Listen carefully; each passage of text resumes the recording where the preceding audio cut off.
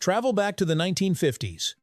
In your medicine cabinet, bottles of aspirin had no manufacturing date, no expiration date. You swallowed them, hoping they still worked. Before 1979, not a single pill in the world officially expired. Humanity lived in uncertainty, trusting medicine the way one trusts religion without evidence.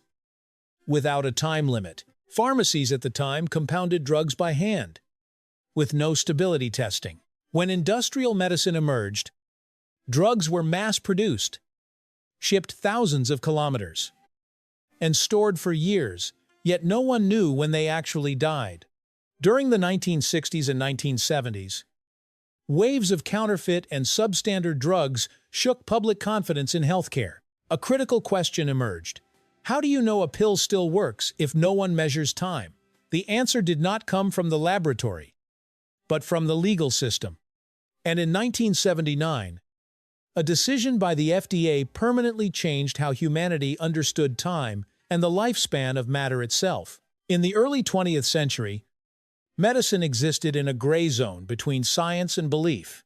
Morphine syrups, unlabeled powders, mercury solutions, all were sold openly.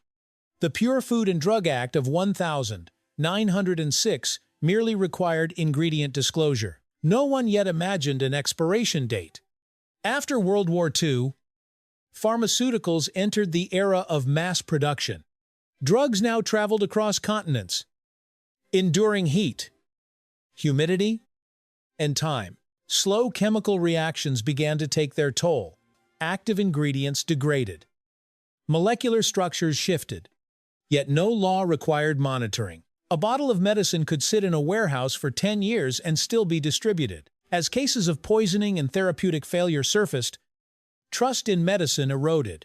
Public pressure forced the FDA to make a historic decision in 1979.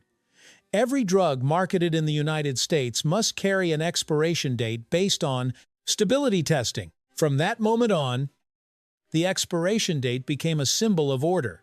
The number printed on a package spoke not only of chemistry, but of trust, the trust that, at least until that date, your world would remain safe. When the U.S. Air Force audited its medical stockpiles in the early 1980s, it discovered billions of dollars worth of drugs nearing expiration, most of them unopened. Discarding them meant enormous waste. Keeping them violated regulations. Instead of choosing either option, they created the Shelf Life Extension Program SLEP, partnering with the U.S. MITch, Department of Defense, and the FDA to determine the drug's true age.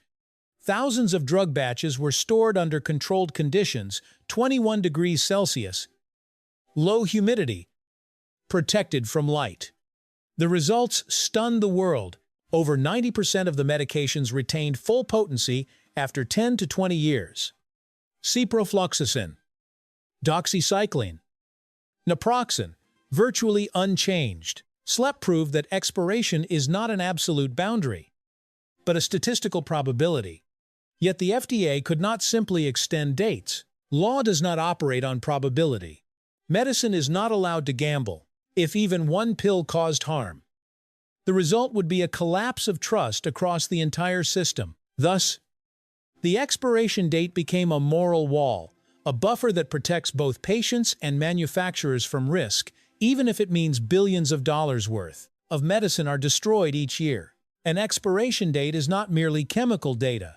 It is a structure of social trust. Every number printed on a package is the outcome of hundreds of experiments tracking active ingredients under varying temperatures and humidity levels, determining when potency falls below 90%. The threshold considered clinically ineffective. But this is only the legal date. The true lifespan, the scientific life, is often much longer. Drugs tested under SLEP demonstrate this clearly. Many can remain effective for decades. Yet, if a manufacturer printed a 20-year expiration date and just 1% of products degraded early, they would face millions of dollars in lawsuits. Therefore, the expiration date is a compromise between science, law, and ethics.